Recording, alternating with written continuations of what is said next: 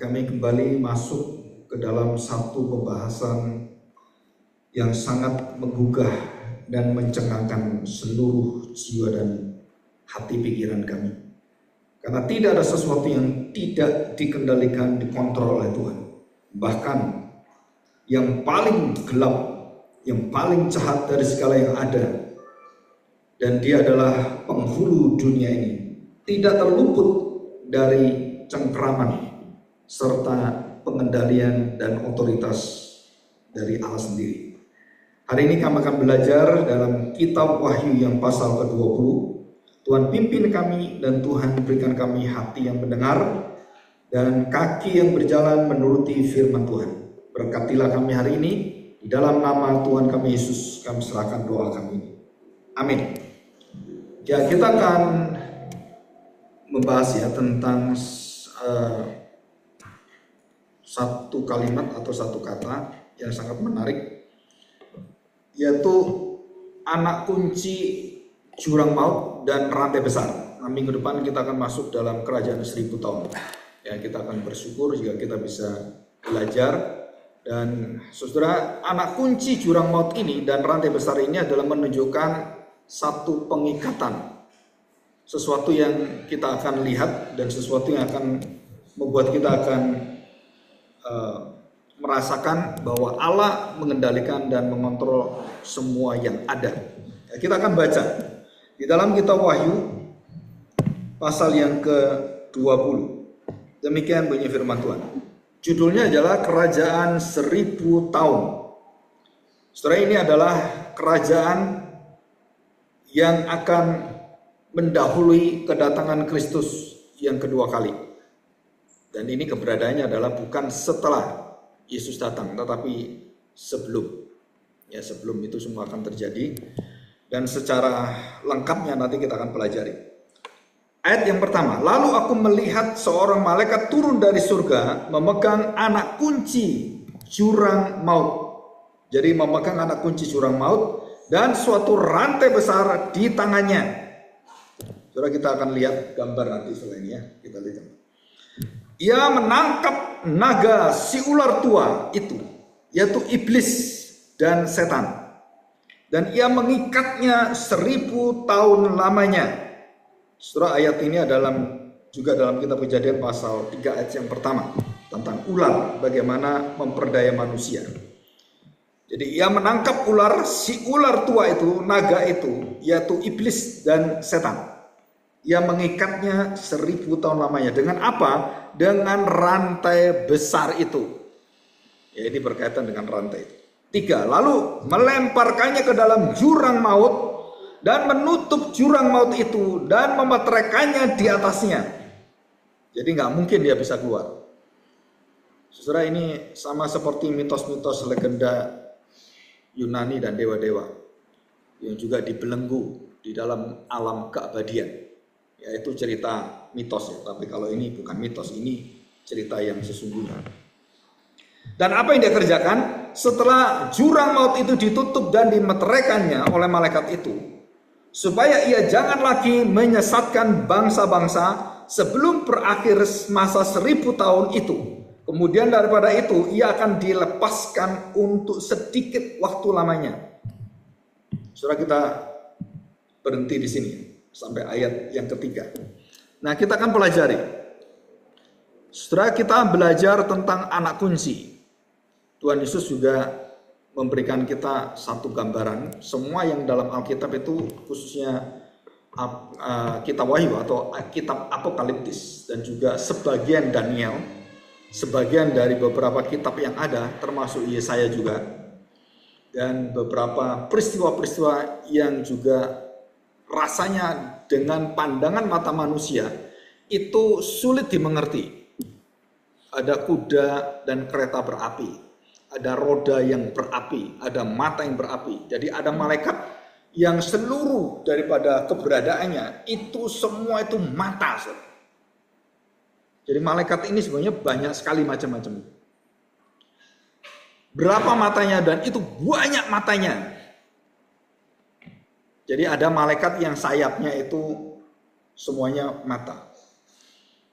Dan ada malaikat yang sepertinya bentuknya tuh bulat lingkaran dan dia mempunyai satu rotasi gitu kan, berputar seperti itu dan semuanya bentuknya mata.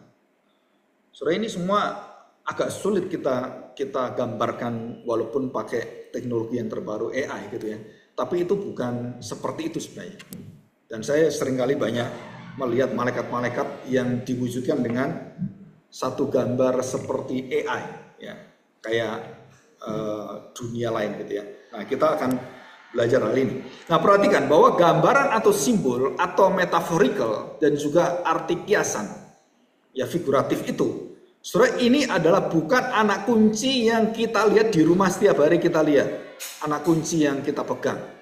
Tapi itu menggambarkan tentang satu otoritas, satu kendali, satu kekuatan yang akan memberikan orang izin masuk dan keluar. Yang akan memberikan kita adalah kita dibebaskan, dilepas, dan juga kita kemudian tidak dibebaskan. Jadi di stop gitu ya.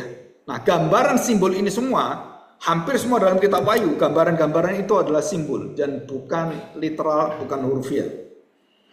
Jadi kalau ada orang yang mengajarkan bahwa kerajaan 1000 tahun itu literal, saudara, itu tidak sesuai dengan nafas dan sifat dari kitab Wahyu yang apokaliptis. Ada orang tua yang berjubah gitu kan. Nah, bukan berarti ada orang tua itu kita anggap bahwa ini seperti di kitab Wahyu gitu. Bukan. Itu gambaran.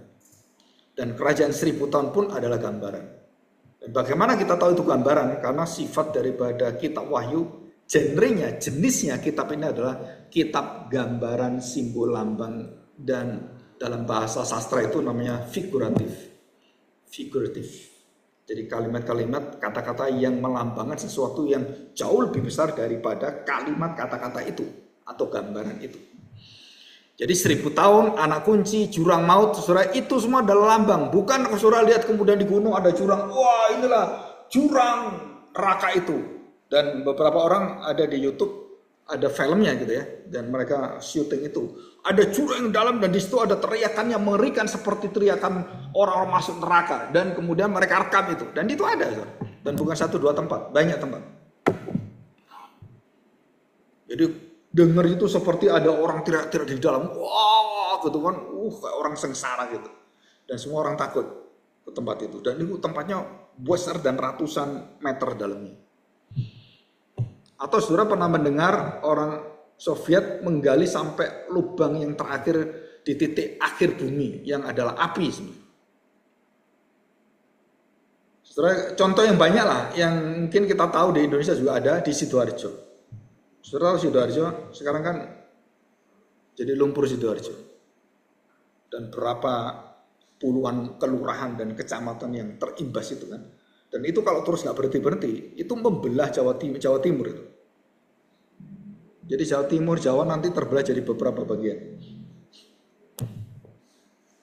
Nah itu juga sama, waktu mereka menggali tanpa perhitungan yang bagus, terus mungkin perusahaannya bukan perusahaan yang bagus gitu ya, sepertinya ada tambang gitu kan, ada mungkin batu bara atau apa, dia gali, akhirnya nggak bisa. Dan alatnya itu rusak. Kenapa rusak? Karena tidak tahan dengan panas yang ada di bumi dan mencuat akhirnya, nggak bisa ditahan loh. Dan peralatannya yang ada di sana atau berapa ratus juta itu langsung tenggelam semua. Dan sekarang udah tambah luas ya, terus dibendung. Nah kalau sudah dibendung, bendungannya kalau 1 meter oke, nanti udah banyak lagi 2 meter, 2 meter, 3 meter, terus kemudian 5 meter gitu kan, dibendung itu lumpur. Kalau bendungannya jebol, udah kena semua. Nah di dalam dunia ini ada istilah-istilah tentang lubang yang dalam, saudara, itu bukan neraka. Jadi kalau orang katakan, oh neraka ini pak, ini neraka, bukan. Itu lambangnya aja. Jadi kalau lambang itu bukan seperti yang kita bayangkan itu nanti. Nah saudara, kita akan belajar bahasa-bahasa yang rada sulit, tetapi saudara harus belajar untuk ini ya, berimajinasi. Ya, Alkitab ini kreatif sekali. Jadi jurang maut, anak kunci jurang maut, dan kemudian belenggu yang besar. Sebesar apakah belenggu itu? Segede belenggu kapal itu. Ya kan ada kapal kan rantainya besar gitu. Apa sebesar itu? Bukan juga, saudara. Ini gambaran. Jadi artinya saja yang kita pegang, tapi bukan fisiknya. Dan bagaimana malaikat itu bawa seperti itu, dan di manakah dia dapat dan beli rantai sebesar itu? Di toko bangunan apa? Nah, kita tambah gila nanti ngomong ini. Sebesar apakah rantai yang bisa merantai iblis? Iblis itu bukan bentuk seperti badan dan tubuh seperti kita, atau bermateri seperti kita. Iblis itu roh. Saya tanya, tahu roh? Roh itu bisa dirantai nggak? Kamu ambil rantai, terus rantai. Kalau kita punya tubuh kan dirantai. Nah bisa kan? Karena badannya dirantai. Nah kalau roh dirantai gimana?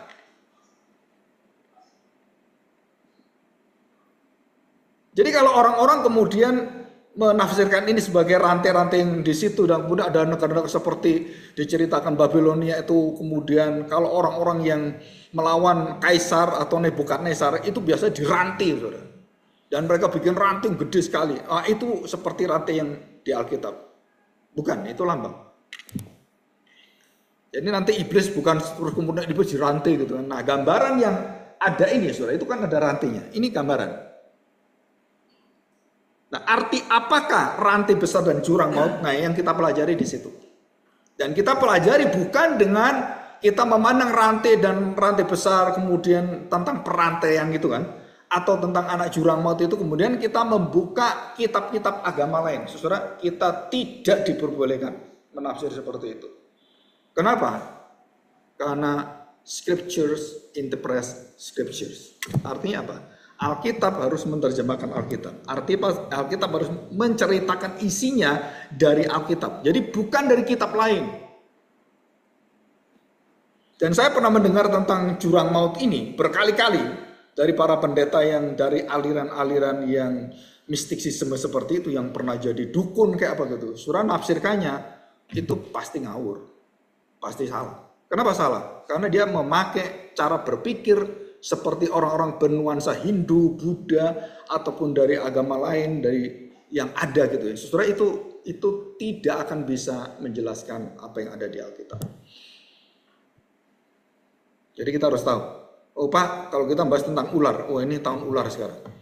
Saudara, saya membahas di YouTube tentang teologi ular.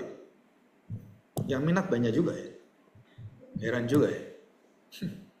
Saya beri judul teologi ular gitu. Minat banyak.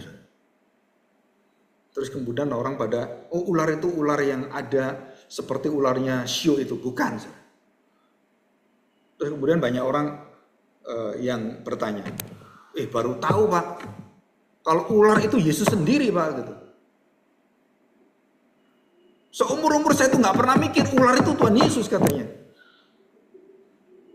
Kemarin murid saya yang ikut itu juga sama. Pak boleh ikut nggak? Kenapa? Wah, saya kepingin tahu ini katanya. Ingin tahu apa gitu? Kok baru sekarang ini, baru saya itu dari dulu itu ular itu iblis Pak. Nggak pernah ular itu Tuhan Yesus. Tapi waktu Bapak bahas tentang teologi ular, baru kami ngerti. Ngerti apa? Yohanes 3 pasal 3 ayat 14-15 itu tentang ular.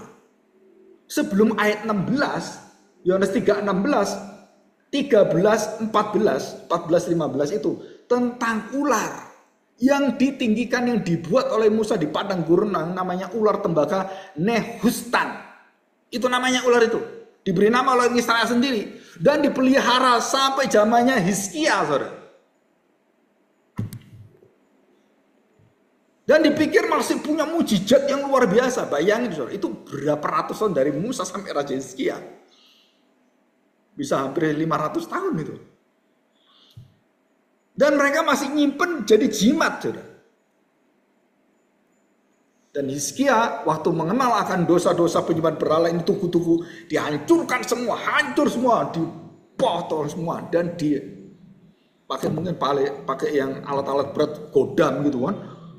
Dia hancur leburkan semua, dan kemudian bukan hanya yang miliknya berhala-berhala, dan yang dihancurkan juga adalah berhala di dalam gereja. Ular tembaga yang didirikan, dibuat oleh Musa itu Itu pun oleh Hizkia dihancurkan. Ini bikin perkara bangsa Israel nggak mau menyembah Tuhan.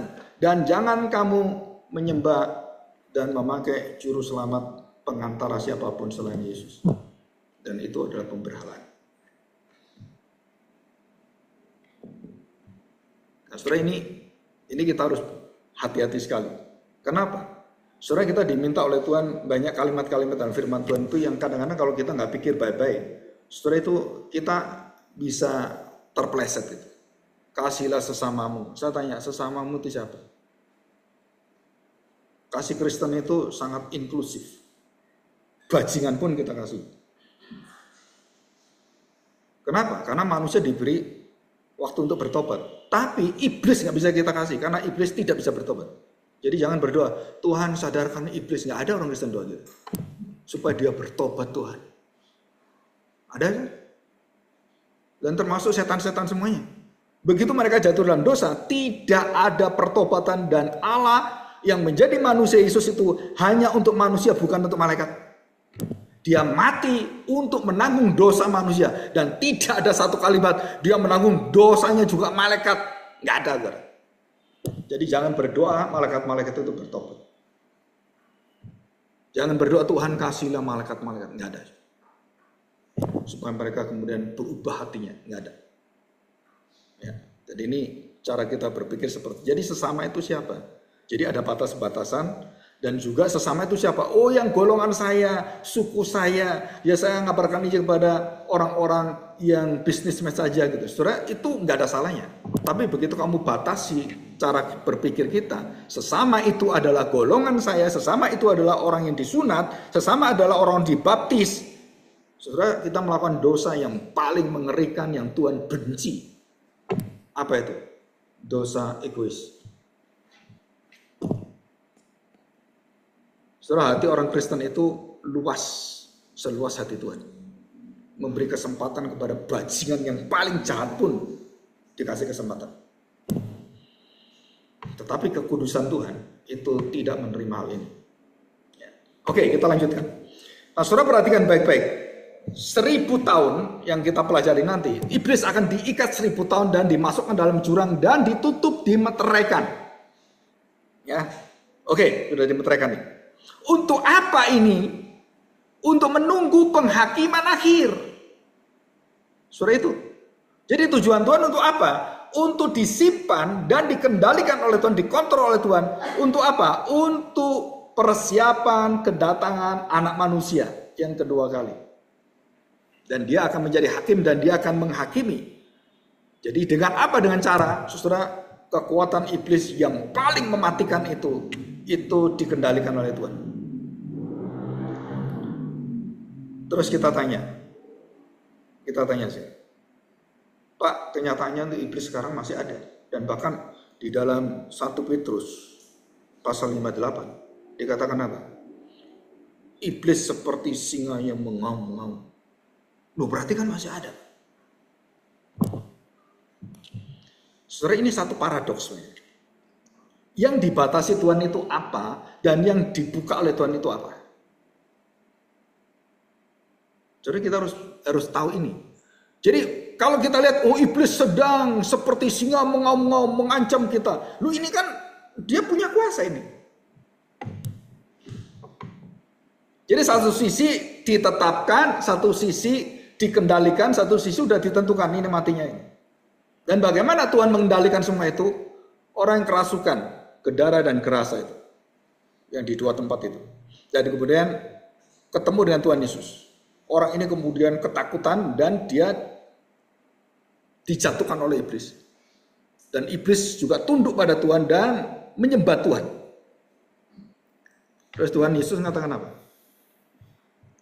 Keluar. Dan kemana dia pergi? Iblis itu minta izin pergi ke babi.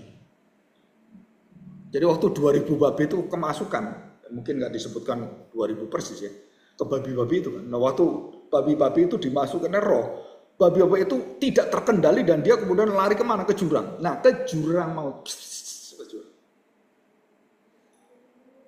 Bukan ke gunung. Babi-babi kemudian dilempar gitu kan, dan kemudian babi itu kerasukan setan, terus lari ke gunung. Enggak, saudara. Kemana? Ke jurang maut. Masuk jurang. Dan itu sama dengan perkataan Wahyu pasal 20 ayat 1 ini. Jadi waktu Tuhan Yesus menaklukkan iblis karena sedang merasuki orang, dan di manakah iblis ditempatkan, bagaimana Tuhan mengendalikan dengan kekuatannya, dan iblis yang menggocok orang itu sampai diikat pun nggak bisa, di apapun nggak bisa. Saudara, hanya ketemu Tuhan Yesus, iblis itu tahu diri. Dan Tuhan Yesus nggak pernah ngusir-ngusir. Dalam nama Tuhan Yesus, keluar. Nggak ada. Jadi kalau saya disertai Tuhan Yesus, perlu nggak saya nengging-nengging orang? Dalam nama Tuhan Yesus. Tenging-tenging gitu kan? Kan banyak ajaran tengking-tenging. Perlu nggak? Setelah dalam Alkitab banyak sekali Tuhan Yesus melakukan mujizat tanpa menengking apapun. Dan bahkan iblis itu sadar sendiri, waduh ini kan belum waktunya. Dan dia tahu dia sedang dirantai oleh Tuhan. Dia dikendalikan oleh Tuhan.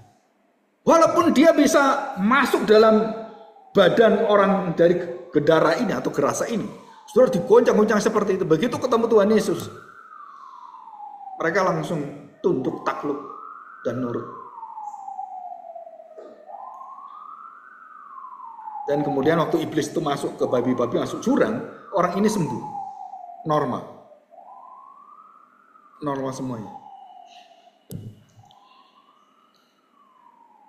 Saudara, itu ada cara-cara yang kalau kita lihat bagaimana Tuhan mengikat secara langsung dan membuat satu penyelesaian secara langsung.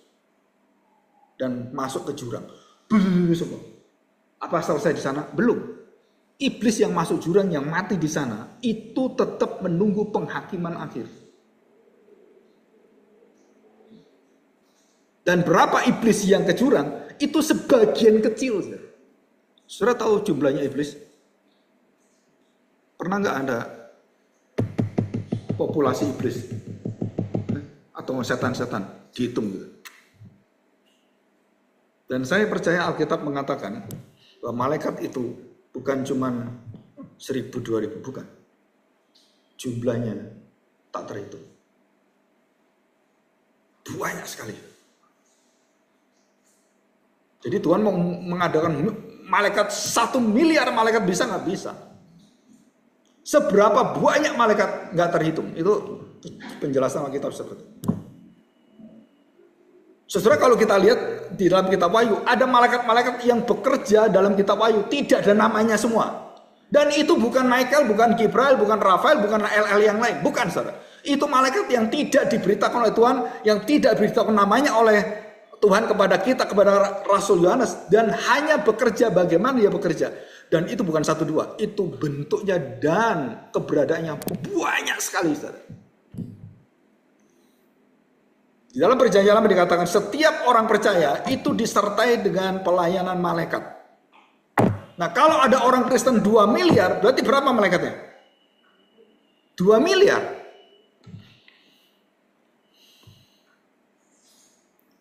Saudara, kadang-kadang kita perlu belajar doktrin angelologi, ya, doktrin malaikat. Kalau Katolik itu lebih banyak tradisi dan banyak nama-nama malaikat itu banyak. Orang Israel juga punya. Tetapi yang ada di dalam Alkitab itu yang dituliskan nggak banyak. Oke, kita lihat sekarang. Saudara perhatikan, aku melihat seorang malaikat turun dari surga memegang anak kunci kerajaan maut dan suatu rantai besar di tangannya. Jadi malaikat ini siapa kita nggak tahu. Banyak orang katakan, oh, ini Mikael yang menaklukkan iblis. Ya mungkin Mikael, kita nggak tahu. Tapi kalau nggak tahu ya udah. Yang kita tahu apa? Bahwa malaikat itu punya kuasa lebih hebat dari Lucifer. Karena dia bisa mengikat Lucifer. Jadi kuasa dia di atasnya Lucifer. Sampai bisa mengikat itu. Jadi rantai melambangkan apa? Bahwa iblis itu diikat dan ditaruh di satu tempat. Dan dia tidak bisa bertindak kalau tidak mendapatkan izin kekuatan dari Tuhan. Dan semua iblis bekerja harus minta kata belece dari Tuhan. Minta izin dari Tuhan.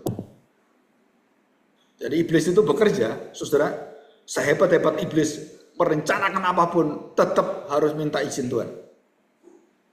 Mau menghantam anak-anak Tuhan dengan segala problema, dengan segala kalau kita lihat satu masalah musibah yang ada seperti pesawat dan helikopter Amerika bertabrakan karena mereka salah perhitungan di udara. Kok bisa bertabrakan? Orang sudah canggih, radarnya udah canggih, semua canggih. Kok bisa tepat tabrakan seperti itu? Dan yang mati banyak sekali. Helikopter F-38. Ini baru beberapa waktu saya dengar. Secanggih-canggihnya orang, waktu dia kemudian berjalan dan siapakah menentukan akhir dan tertutup seluruh daripada hidupnya adalah Tuhan. Dan semua kejadian itu bukan dibiarkan oleh Tuhan, dalam ketetapan Tuhan. Tidak ada sesuatu yang keluar yang Tuhan tidak tetapkan. Apapun, termasuk kesalahan pilot itu, nyebrangnya keliru dan koordinatnya keliru sehingga tabrakan. Kenapa itu kok nggak dia kemudian bisa tahu di depannya, kan bisa diangkat ke atas, bisa gitu kan, atau diangkat ke kiri, ke kanan, atau bagaimana cara, kan bisa katanya. Saudara, kita tahu bahwa manusia dibatasi oleh Tuhan, termasuk kemampuan kita, dan semua itu dilimitasi oleh Tuhan. Nah, saya nanti lagi menyelidiki, ada sekitar 7 batasan dalam kitab Wahyu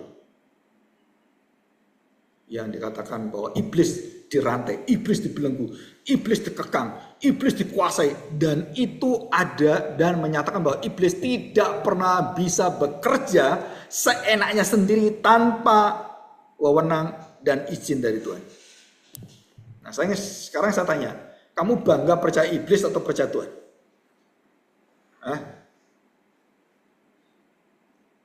Tuhan mengendalikan iblis atau iblis mengendalikan Tuhan? Jawabannya Alkitab menjelas. Tuhan mengendalikan iblis. Kenapa kamu percaya kerjaan iblis semua? Bukan percaya kerjaan pengendalian dari Tuhan. Nah, cerita yang paling klasik kita tahu, Ayub. Ya kan? Terus Tuhan mengundang anak-anak, ya malaikat-malaikatnya, ayo datang semua. Dan di situ ada satu pertemuan surgawi. Nah, tahu itu pertemuan apa? Kita nggak tahu ya. Jadi surga tuh sering ada pertemuan, meeting surgawi. Jadi Bapa, Anak dan Roh Kudus manggil malaikat, itu sering. Namanya musyawarah Allah, Council of God, yang akan menghasilkan decree of God. Nah, saudara, ini agak dalam. Teologi Allah itu agak dalam. Kenapa? Karena saudara itu melihat kepada belakang sebelum semua terjadi, itu ada konsili dari Allah. Ada ketetapan pertemuan Allah atau musyawarah Allah. Dan di dalam Alkitab ada itu, musyawarah Allah. Dan apa yang terjadi? Musyawarah Allah itu mengizinkan iblis datang. Dan kemudian iblis dari keliling jalan-jalan ke mal-mal, jalan-jalan ke tempat-tempat yang bagus-bagus itu. Jadi iblis itu kerjaannya apa? Clubbing. Iblis itu mengawasi manusia yang mau dicengkram itu siapa, yang mau diikat itu saja. Dan kerjaan dia tuh hampir setiap waktu, setiap saat itu muteri dengan seluruh anak buahnya mendirikan kerajaan kegelapan. Dan apa yang terjadi? Tuhan berkata pada iblis, dan dia pamer lagi. Kamu tahu anakku Ayub? Dan iblis tahu. Oh, tahu saya. Jadi saudara, iblis tahu siapa anak Tuhan dan siapa bukan. Kok bisa tahu? Tuhan kasih tahu.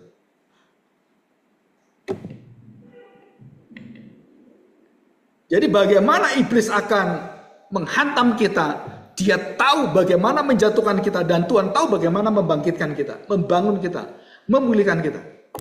Iblis merusak hidup kita, nggak ada masalah. Asal Tuhan bersamamu, Dia akan pulihkan semua. Kamu percaya iblis yang merusak, atau kamu percaya bagaimana rusak itu bisa dibangun oleh Tuhan? Walaupun dirusak oleh iblis, sejajarnya iblis, saudara, Tuhan sangat mudah untuk mengembalikan itu semua. Dan ini janji Tuhan. Dan waktu Ayub dipamerkan oleh Tuhan, Iblis langsung tahu kenapa Ayub bisa hebat seperti itu. Dia bisa beriman, dia punya anak 10, dia punya kekayaan dan punya kehormatan dan semua. Ya karena kamu. Jelas ya? Saudara-saudara punya uang, punya kekayaan dari mana? Alkitab mengatakan semua properti kita itu adalah dari Tuhan. Bahkan jiwa nyawamu pun itu milik Tuhan. Maka Tuhan mengajar berbahagia orang miskin di hadapan Allah. Kenapa miskin? Karena kamu gak punya apa-apa. Bahkan tubuhmu, jiwamu pun milik Tuhan. Jadi miskinlah kamu di hadapan Tuhan. Siapa yang paling kaya? Ya Tuhan. Kalau kita ngerti ini, setiap kita mengerti tentang miskin di hadapan Allah, kita pasti bahagia. Kalau belum bahagia sampai sekarang, berarti ada masalah. Masalah apa? Masalah imanmu. Di manakah iman ini? Kenapa aku tidak melihat iman di bumi ini? Di mana kasihmu? Kasihmu kenapa menjadi dingin? Nah itu yang ditanya Tuhan. Yang ditanya Tuhan di akhir zaman dua hal. Kasih dan iman. Di mana imanmu? Kemudian kenapa kasih menjadi dingin? Nah itu akhir zaman itu. Dua ini yang akan menghantam seluruh gereja Tuhan orang percaya. Di mana kasihmu dan di mana imanmu? Hidup enggak imanmu? Nah saudara, kita akan lihat ya. Perhatikan baik-baik. Ada sesuatu yang tidak terselami. Kalau iblis dikatakan jurang maut, masuk ke jurang. Babi-babi, masuk ke jurang. Saudara, waktu kita melihat bagaimana Ayub tadi, yang iblis dikendalikan oleh Tuhan dan diizinkan dalam setiap level. Ada 3 level. Level yang pertama, harta bendanya diambil. Bukan cuma diambil, dihabisin. Kalau iblis mencobai kita, dia tidak akan mencobai setengah hati. Dia cobai itu sampai penghabisan. Dan dia raja tega. Tahu raja tega? Gak punya belas kasihan.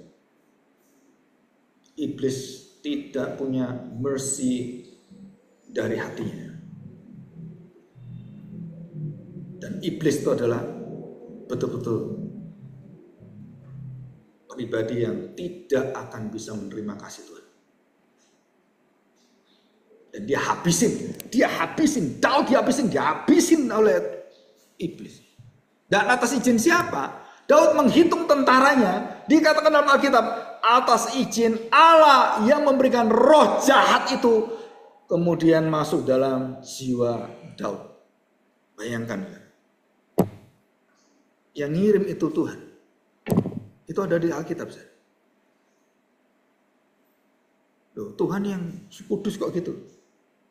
Saudara, dalam pikiran kita nggak bisa menyatukan itu. Saudara. Ketetapan Allah di dalam segala sesuatu termasuk dosa. Dan kekudusan Allah yang tidak mungkin mengizinkan dosa. Kok bisa Allah itu seperti itu, begini dan begini. Nggak tahu saya. Itu diajar Alkitab. Dan di dalam diri Allah tidak ada sesuatu yang bertentangan. Kalau dia bisa menerima dosa dan dia tidak bisa menerima dosa dalam kekudusannya, kok bisa kudus dan dia bisa terima dosa itu? Nah itu Allah. Dan di mana tempat ini supaya ada tempat titik pertemuan, saudara, paradoks teologi itu adalah dalam diri Yesus.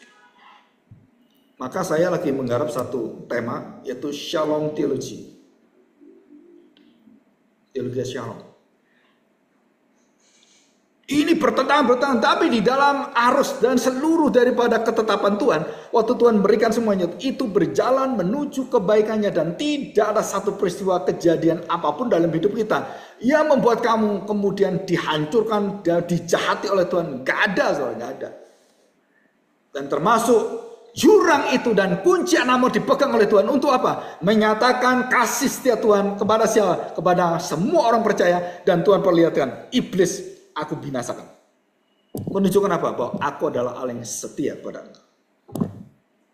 Jadi siapa yang bertanggung jawab dari Adam sampai manusia terakhir dan ditutup seperti pintu daripada Bahtera Nuh. Tutup Nuh, ditutup dan kemudian Nuh disuruh minggir dan Tuhan menutup pintu itu sendiri dan bukan Nuh yang tutup. Pintu Bahtera itu bukan Nuh. Tuhan yang menutup. Dan waktu ditutup maka saudara tidak ada lagi orang yang bisa masuk. Dan itu arti anak kunci. Jadi perahu Nuh itu melambangkan keluar masuknya orang percaya dan tidak percaya. Yang di dalam itu dikunci Tuhan.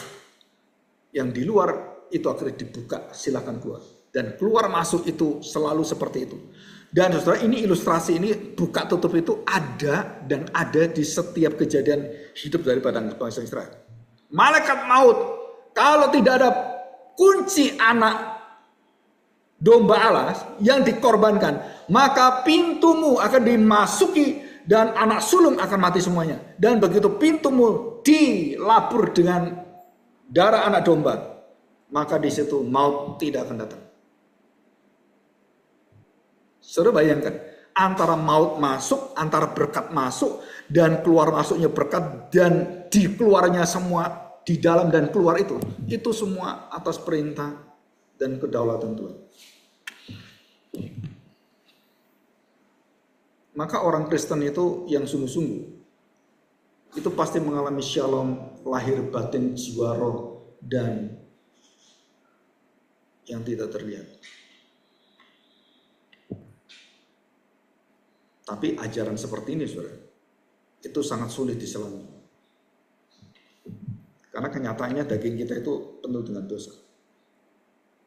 Dan kenapa kita perlu Roh Kudus? Ya karena Roh Kudus itulah yang berdoa sampai nggak bisa berdoa lagi, sampai mengeluh tanpa ucapan dan keluhan dalam penderitaan. Saudara. Roh Kudus pun gara-gara kita ini diutus Tuhan Yesus ikut menderita bersama Tuhan Yesus. Apa yang diderita Tuhan Yesus? Saudara, keluhan-keluhan yang tak terucapkan dari doa-doa orang percaya.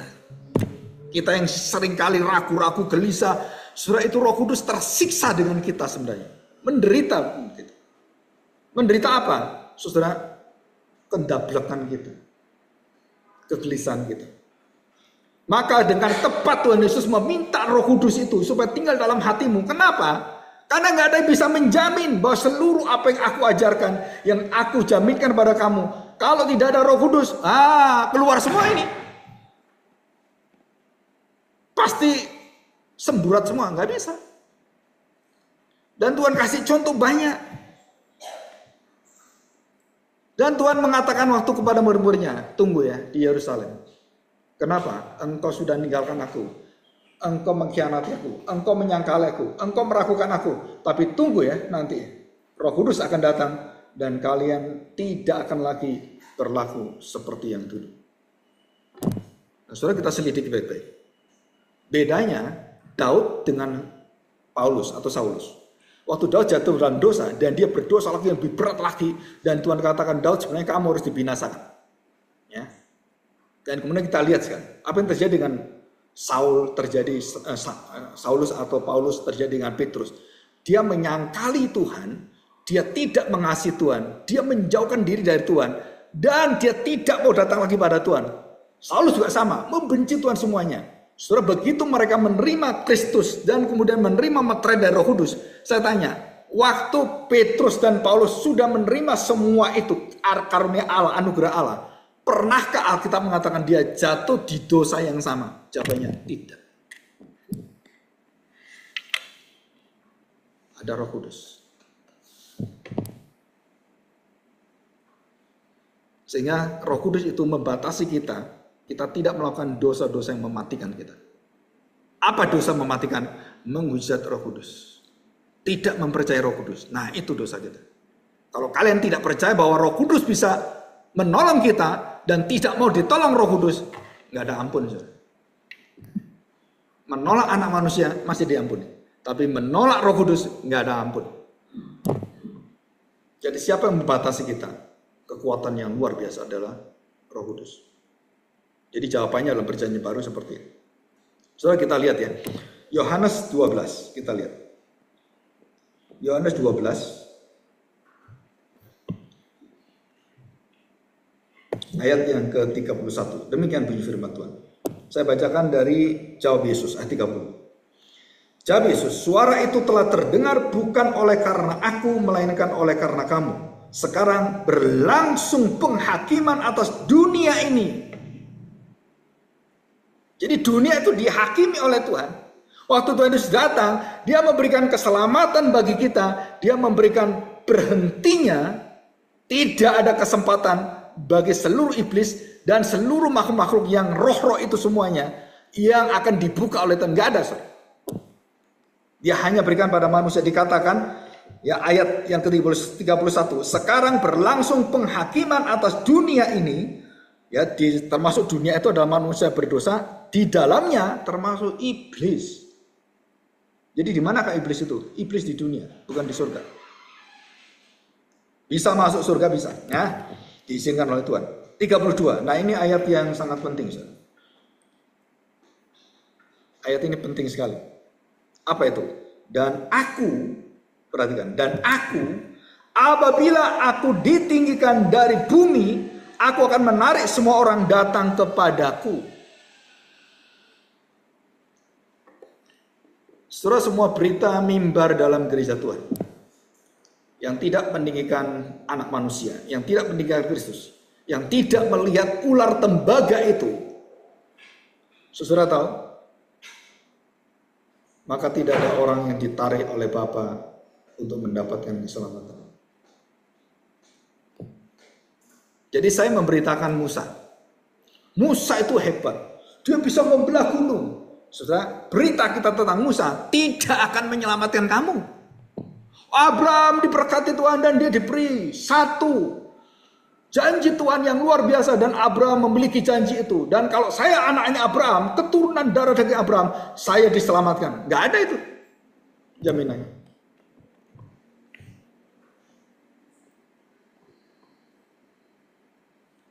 Allah tidak pernah meninggikan Musa. Allah tidak pernah meninggikan Elia. Allah tidak pernah meninggikan Daud. Allah tidak pernah meninggikan Adam. Allah tidak pernah meninggikan Musa, Yosua, Yeremia, Yesaya, Elia, Elisa. Enggak ada satu manusia pun yang boleh ditinggikan kecuali Kristus. Jadi artinya apa? Setiap kali kita ibadah, setiap kali kita datang pada Tuhan, setiap kali kita mengenal firman Tuhan, itu akan mengubah kita, bisa membangun jiwa dan roh kita, itu kecuali dengan satu syarat. Jika engkau memandang, memuliakan, meninggikan Kristus. Tanpa itu, kamu mau datang ke gereja, mau ribuan kali, dan sampai umur 100 pun, saudara-saudara nggak pernah mendapatkan keselamatan.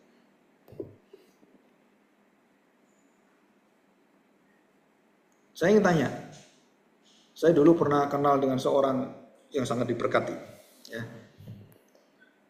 Dan waktu berkhotbah itu luar biasa. Waktu saya masih umur, ya kira-kira awal-awal SMA kuliah gitu, saya dengar, wah ini luar biasa. Dan banyak dia tuh mengatakan kalimat-kalimat yang akhirnya dia sangkali semua waktu dia tua.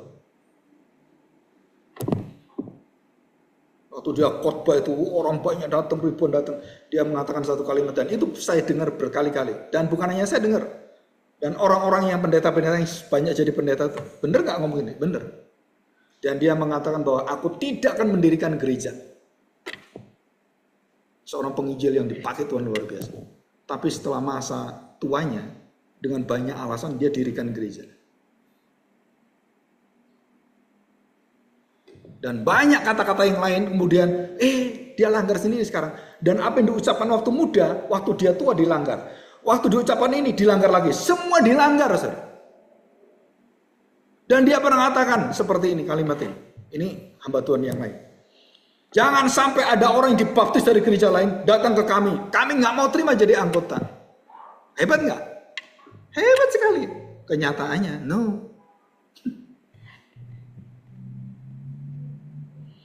Kenyataannya memang benar gitu, seperti itu. Wah Pak, kita nggak bisa tolak Pak. Ya, karena nggak cocok itu Pak. Saudara, saya tanya, yang ditinggikan siapa sebenarnya? Kenapa kita takut kehilangan jemaat? Kita kemudian ngesok jemaat lain nggak boleh ke sini. Itu bukan hak kita, saudara. Ibadah kita itu adalah ibadah untuk meninggikan Tuhan, bukan untuk apapun di luar daripada Tuhan. Kamu mau datang dari manapun, nggak ada larangan. Gereja Tuhan itu cuma satu, bukan gereja yang pendeta. Saudara ingat baik-baik katakan saya ini. Jangan pernah kamu merasakan, oh ini gereja, ini bukan gerejanya, kenapa? Ini pendetanya ini, saya ke gereja. Saudara, nggak ada itu aturan di Alkitab. Tapi kita sudah terbiasa dengan pola apa? Oh ini Paulus, ya, Paulus bagus ini. Oh ini Kefas, Kefas ini, nggak doyan saya Kefas. Oh ini Apolos, Apolos apa lagi? Bertele-tele kalau khotbah. Jemaat Korintus sama seperti itu bejatnya. Dan kita masih sama sampai hari ini milih-milih seperti itu. Kalau Kristus ditinggikan, nggak peduli kamu semacam apapun, kamu jadi pendeta dengan pengetahuan apapun. Jika kau tinggalkan Kristus, dan ini pernah saya ngomong ke pendeta-pendeta yang ada di Gunung Wulis dan yang sekarang banyak sudah mati. Dan saya beritahu, waduh, kalau dari kota itu kan punya pengetahuan teologi bagus Pak, jadi kita nih ya butuh dibimbing gitu. Saya katakan, jika mental Bapak seperti ini, saya beritahu, kapan Bapak mandiri dalam teologi? Nggak ada itu dalam Alkitab.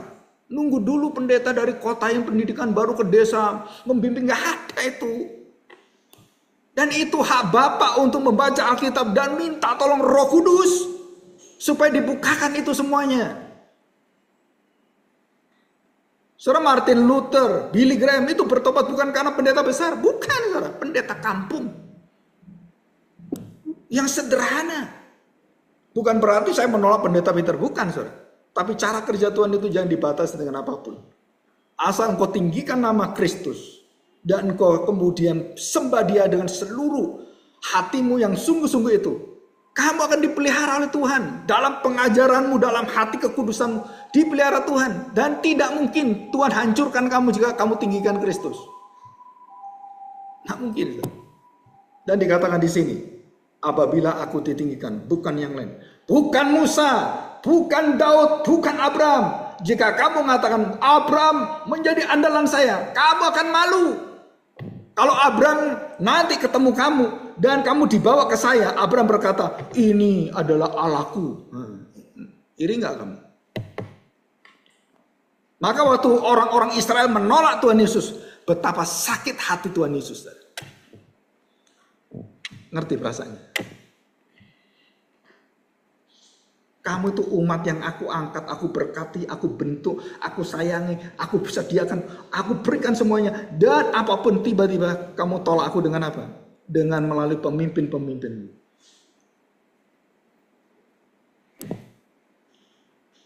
Bangsa Israel menolak Musa, dikatakan oleh Tuhan apa? Bangsa Israel menolak pada Samuel, bangsa Israel menolak pada Eli, Imam Eli itu.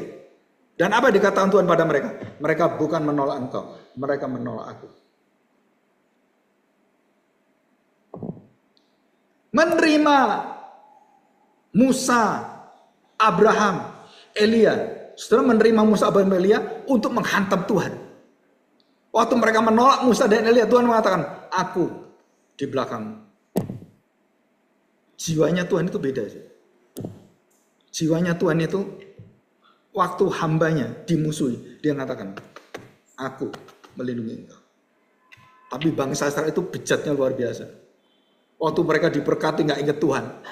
Dan waktu mereka kemudian Yesus datang, dikatakan bahwa kamu nggak saya terima, yang saya terima itu Musa, saya terima itu Abraham. Dan kalau kita datang, Tuhan Yesus hari ini datang ke gereja, datang menyapa gereja, kepada semua orang percaya, marilah kepadaku letih lesu gitu ya, saudara, nggak ada yang mau datang.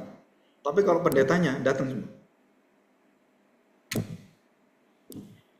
Saudara, ini adalah satu jurang maut sebenarnya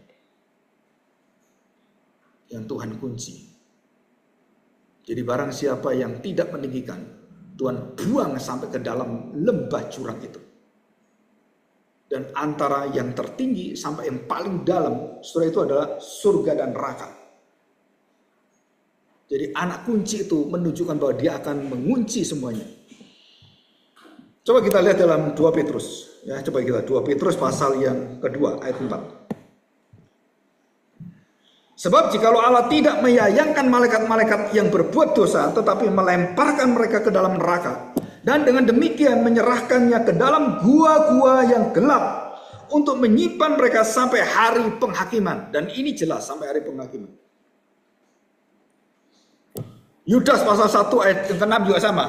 Allah membelenggu seluruh daripada roh-roh jahat itu dan juga iblis ular itu dirantai dengan belenggu, rantai yang abadi. Markus pasal 5 juga ada. Bagaimana mereka melihat orang kerasukan itu. Dan Tuhan kuasa itu. Nah saudara, coba kita lihat Yesaya sekarang. Ya, Yesaya 22. Yesaya 22 ayat 22. Perhatikan saudara. Aku akan menaruh kunci rumah Daud ke atas bahunya. Apabila yang membuka, tidak ada yang dapat menutup. Apabila yang menutup, tidak ada yang dapat membukanya. Nah, kita lihat sambungannya Matius 16 ayat 19. Ya, saya bacakan. Kepadamu akan kuberikan kunci kerajaan surga. Apa yang kau ikat di dunia ini akan terikat di surga, dan apa yang kau lepaskan di dunia ini akan terlepas di surga. Siapa yang bawa kunci ini? Saudara tahu? Yang Tuhan serahkan kunci ini. Yang membelenggu, merantai setan. Saudara, ini Alkitab ini hebat sekali. Bagaimana saya bisa merantai setan? Bagaimana saudara? Dikatakan di sini, aku akan memberikan kunci kerajaan. Siapa yang diberi kunci kerajaan surga? Petrus sebagai lambang itu. Aku memberikan. Jadi Petrus sekarang dengan semua rasul dan semua orang percaya itu diberi kuasa apa? Begitu dia memberitakan tentang Kristus yang bertahta, itu membelenggu seluruh sudut dunia, kota, desa dan segala tempat dikunci, dirantai oleh Tuhan semua. Nah itu artinya. Dirantai itu arti itu. Jadi Injil kita, kasih Allah itu merantai seluruh dosa manusia, nggak akan tahan terhadap kuasa kasih Allah, pengampunan Allah, dosa tidak akan bertata. Kenapa? Ditaklukkan oleh kasih pengampunan Tuhan, dan tidak ada dosa yang bisa menaklukkan kita dalam hubungan kita dengan siapapun, baik anak, baik suami istri. Tidak ada dosa yang tidak ditaklukkan, semua ditaklukkan, dan kita diberi anak kunci itu, kasih Kristus dan pengampunan penebusan Kristus. Dan itu kuncinya. Dan kunci ini juga yang akan membelenggu seluruh gerakan dan kekuatan iblis. Dan disebut sebagai kerajaan 1000 tahun. Kerajaan 1000 tahun adalah masa Injil diberitakan dan membelenggu iblis dan seluruh kegelapan itu. Saya dapatkan ini dari tulisan renungan dari Joel Beeke dan dari Ika Pili dan beberapa penulis yang lain. Jadi bagaimanakah saya bisa menguasai semuanya? Waktu Injil kamu beritakan dan orang-orang datang dan hidup seperti Kristus, dan saudara itu membelenggu semua yang ada dalam tingkatan sosial dan tidak ada yang bisa berkuasa begitu kita memberitakan kasih Allah kepada mereka. Dan dikatakan waktu Tuhan Yesus mati dalam suratan Petrus, dia masuk ke lubang yang paling dalam neraka itu. Dan dia memproklamasikan Injil. Bayangkan saudara. Bayangkan saudara. Di dunia orang mati yang tidak terlihat ini, Yesus masuk. Dia memberitakan berita kemenangannya. Injil sudah menaklukkan dan menghakimi, memvonis seluruh kegelapan, dosa, maut berhenti semua. Dan kenapa berhenti? Karena Injil. Bagaimana saya bisa menghentikan dosa saya? Saudara, terima Injil, hidup seperti Kristus, hidup di dalam Injil, dan tidak ada dosa yang mengikat engkau. Itu artinya. Masalahnya adalah dengan kekuatan kita, bisa nggak kita lakukan? Jawabannya tidak bisa. Terus dengan kekuatan apa? Tadi Roh Kudus yang memberikan kita kuasa itu. Nah, saudara, kita akan belajar ya di dalam Matius 25. Nah ini rada, waktu saya baca ayatnya nggak nyambung. Matius 25 ayat yang ke-10. Perhatikan.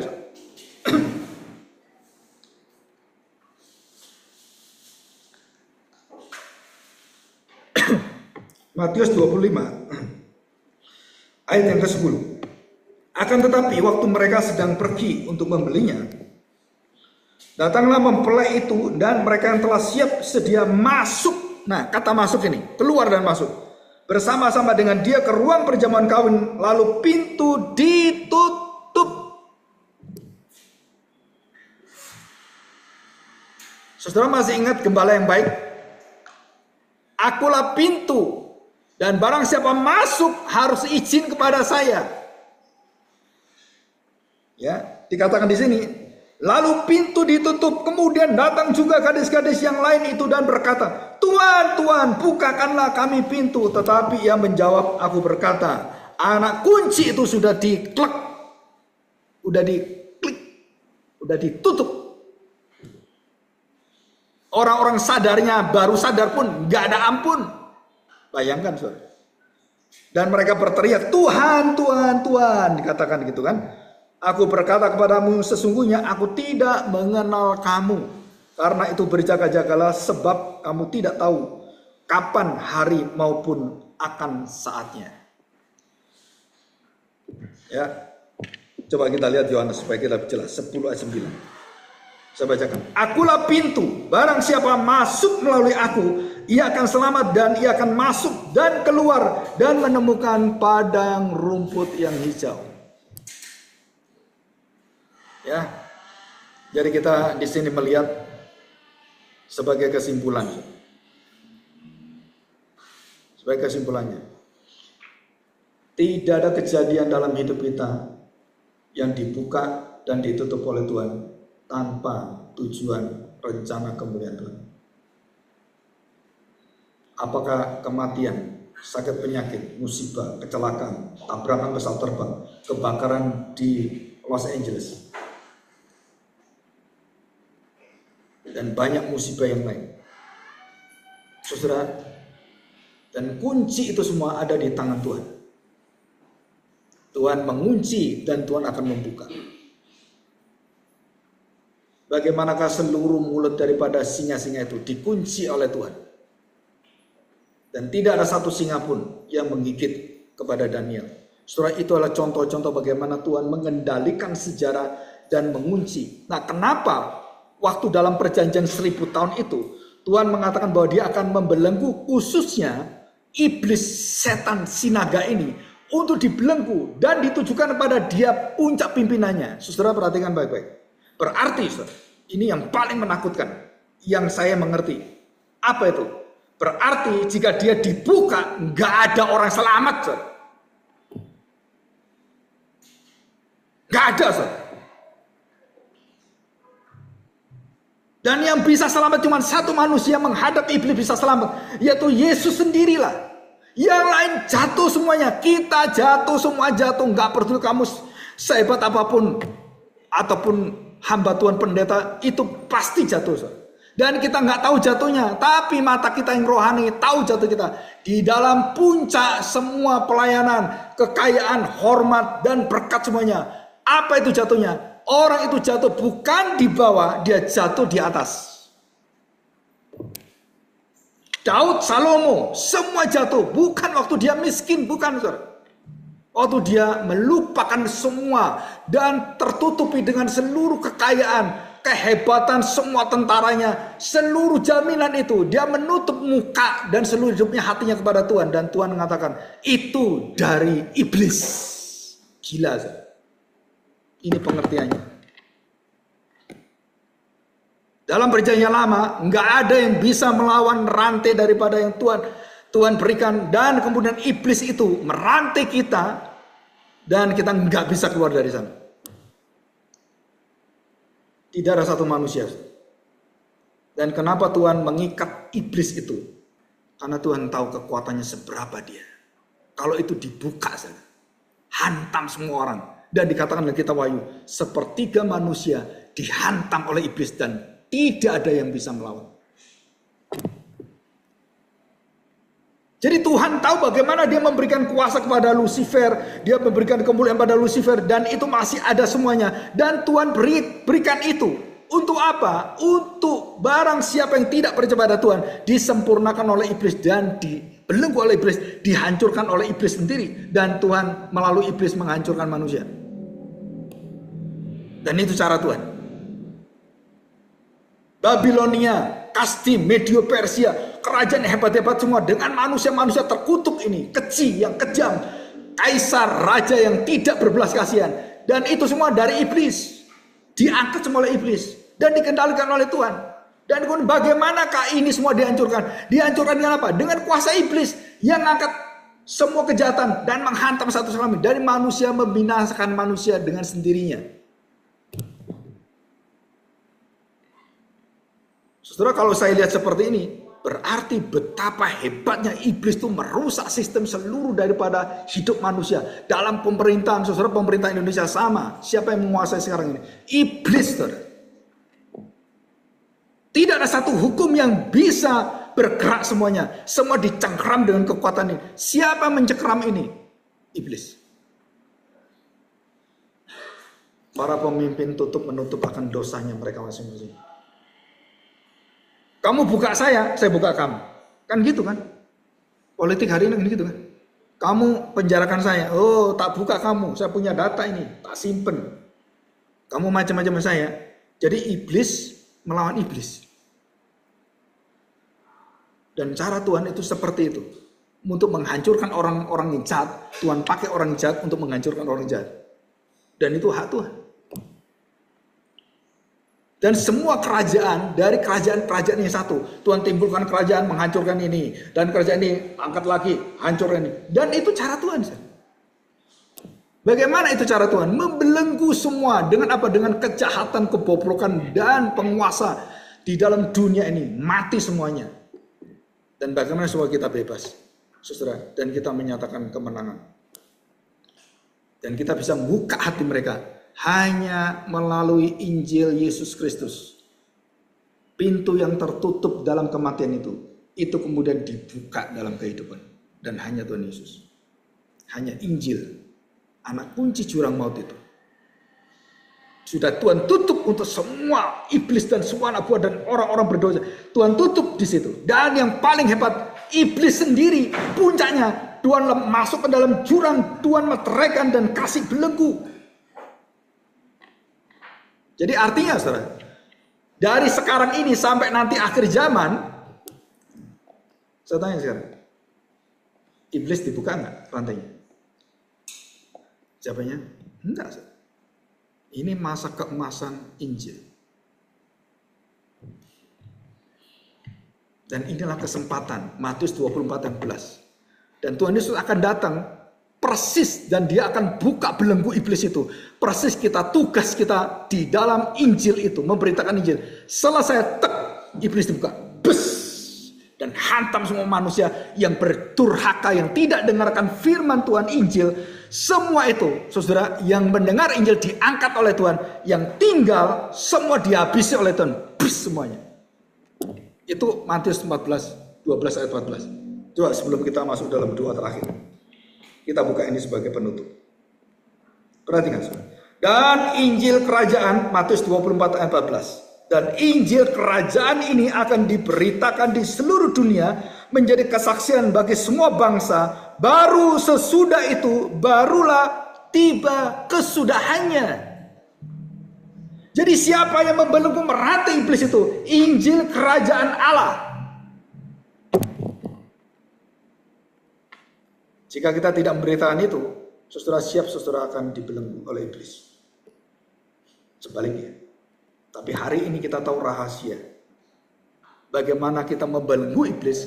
Bagaimana kita bisa mengalahkan iblis. Memberitakan, meninggikan kasih Kristus. Iblis takluk semuanya. Termasuk dosa dalam hatimu. Akan Tuhan taklukkan. Mari kita berdoa, kita bersyukur pada Tuhan. Bapa surgawi, kami bersyukur jika hari ini kami mendengarkan satu jaminan. Satu penyertaan, satu kendali, satu otoritas yang sungguh-sungguh menggetarkan hati kami. Kami sudah diberi satu kekuatan untuk menaklukkan, memerangi seluruh dosa-dosa kami. Tetapi kami sering lupa, karena kami tidak melawan itu dengan Injil Tuhan, dengan kasih Tuhan, dengan kesetiaan Tuhan, dengan pengampunan dari Tuhan. Tetapi kami melawan dengan pikiran-pikiran kami jatuh terus-menerus Bahkan kami menolak Engkau datang dan naik ke kayu salib seperti Petrus, seperti Yudas yang berkata, jangan engkau ke Golgota. Tapi hari ini Bapak, kami tahu tanpa Golgota itu, maka tidak ada satu dosa yang bisa kami taklukkan. Seluruh hidup kami akan dikendalikan dengan kuasa kegelapan ini. Kami bersyukur hari ini, karena kami sudah memiliki anak kunci itu, Injil Kerajaan Allah, sebagai pembuka untuk seluruh keselamatan kami, tapi sekaligus sebagai penutup untuk orang-orang yang tertutup hatinya bagi kasih dan pengampunan Tuhan. Terima kasih Bapak. Kami serahkan hati kami, dan di dalam nama Tuhan Yesus kami semua diberkati. Amin. Saya serahkan kembali.